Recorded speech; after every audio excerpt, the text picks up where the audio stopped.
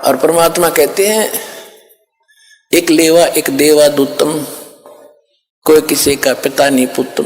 जैसे सुखदेव ऋषि को ज्ञान था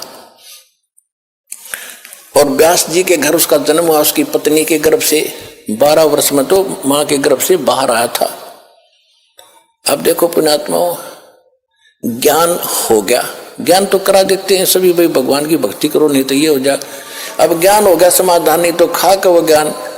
अब सुखदेव ऋषि को गर्भ से ही पता था कि बाहर जाते ही मैं अचेत हो जाते हैं और ब्रह्मा विष्णु महेश से निकल रहे रदुण ब्रह्मा सतगुण विष्णु तमोगुण शिव, ये गुण ये हमें अचेत करते हैं, फिर हम भूल जाते हैं उद्देश्य को।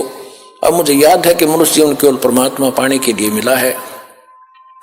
बाहर जाकर परिवार मोह में फंस जाते हैं, भगवान भूल जाते हैं। इसलिए माँ के गर्भ से निकलते ही 12 वर्ष के शरीर एकदम बाहर आते, 12 वर्ष का शरीर। पहले तगड़ी तगड़ी माताएं भी तगड़ी तगड़ी होती थी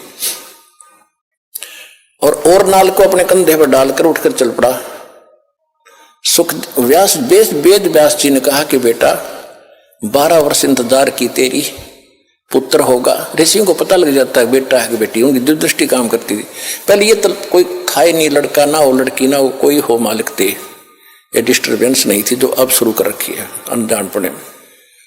तो सुखदेव ऋषि ने कहा था कि एक लेवा एक देवा दूतम और कोई किसी का पिता नहीं पुत्रम, ऋण संबंध जुड़ा एक ठाठा, अंश में सब 12 बैठा।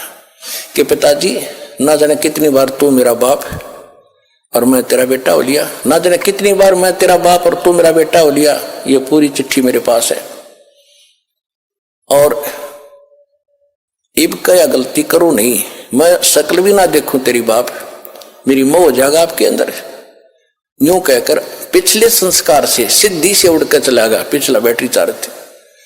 अब उसको ज्ञान भी था, राजा जनक गुरु भी बना लिया और फिर भी मोक्ष नहीं, क्योंकि राजा जनक कोई ज्ञान नहीं था कि जितना ज्ञान था बता दिया। विष्णु का पुजारी था, विष्णु लोक में वो चला गया राजा जनक, विष्णु लोक में सुखदेव चला गया।